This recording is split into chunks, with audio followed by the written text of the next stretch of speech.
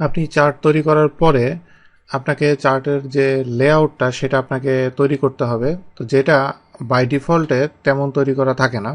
যেমন আমি এটা পুরোটা সিলেক্ট করার পরে আমি যদি অল্ট F1 প্রেস করি, তাহলে দেখেন যে এখানে এই যে চার্টটা এখানে এসেছে, এটা কিন্তু চার্টের যে লেআউট, সে লেআউটে কিন্তু অনেক ইনফরমেশন এখানে নাই। যেমন আমি যদি এক্সিস, এটা দিয়ে কি বোঝানো হচ্ছে, এখানে তো অনেকগুলো নাম্বার বা নিচে এগুলো যদি আমি মান্থ বুঝতে পারছি, বাট অন্য কোনো নাম থাকলে আমার পক্ষে বোঝা ডিফিকাল্ট, সো আমাকে বলে দিতে হবে যে এখানে এটা নিচে কি নাম আছে, বা এটা কোনো লিজেন্ড হবে কিনা, বা চার্ট টাইটেলটা কি।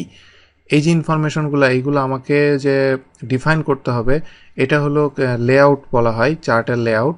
তো চার্টের লেআউট আপনি ম্যানুয়ালি করতে পারবেন, আরেকটা হলো আপনি কুইক লেআউটের মাধ্যমে করতে পারবেন। তো কুইক লেআউটের মাধ্যমে আমি এখন আপনাদেরকে দেখাচ্ছি। যেমন আপনি ম্যানুয়ালি করতে চাইলে এখানে চার্ট লেআউট যেই সেকশনটা দেখতে পাচ্ছেন, এই সেকশনের ভিতরে অ্যাড চার্ট এলিমেন্ট, এটার ভিতরে যে আপনি ম্যানুয়ালি চার্টের লেআউট একটা একটা করে অ্যাড করতে পারবেন, যেটা যেটা আপনার দরকার। এরপরে কুইক লেআউট যেটা, এটা খুবই ভালো একটা অপশন, কারণ আমি এখানে দেখেছেন যে অল্ট F1 দিয়ে আমি প্রেস করে এটা তৈরি করেছি, এবং আমার দ্রুত খুব আরও কিছু জিনিস মডিফাই করে ফেলা দরকার। যেমন আমি এখানে চার্ট স্টাইল যেটা, সেটা আমি চেঞ্জ করতে চাই। তো সেখানে আমি এই যে চার্ট স্টাইলটা, এই চার্ট স্টাইলটা নিলাম, নেওয়ার পর আমি কুইক লেআউটে গেলাম। কুইক লেআউটের ভিতরে এখানে দেখেন যে এখানে চার্ট, যেই এখানে অপশন উপরে চার্ট টাইটেল যেটা সেটা, এবং জোন, এটা এখান থেকে প্রিভিউতে এখান থেকে দেখতে পাচ্ছেন। তো আমি ওইটা নিব না, আমি যেটা নিব এই যে কোনা, এটা এক্সিস।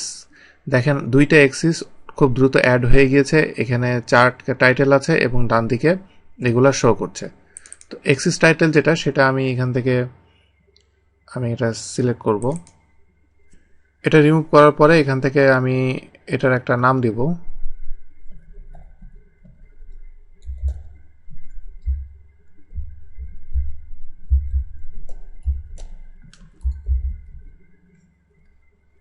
এটা হয়ে গেলে এটা আমি এন্টার দিলাম।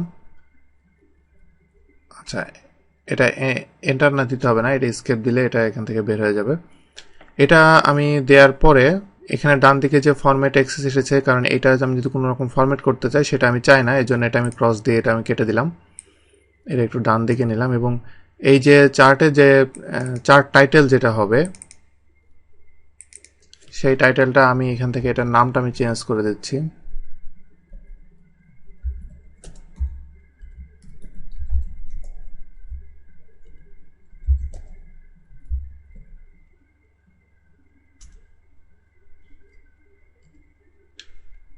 এবার আমি স্কেপ দিয়ে বের হয়ে গেলাম।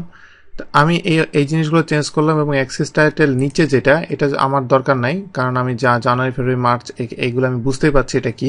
তো সেক্ষেত্রে এটা সিলেক্ট করে আমি ডিলিট প্রেস করলে এটা ডিলিট হয়ে যাবে।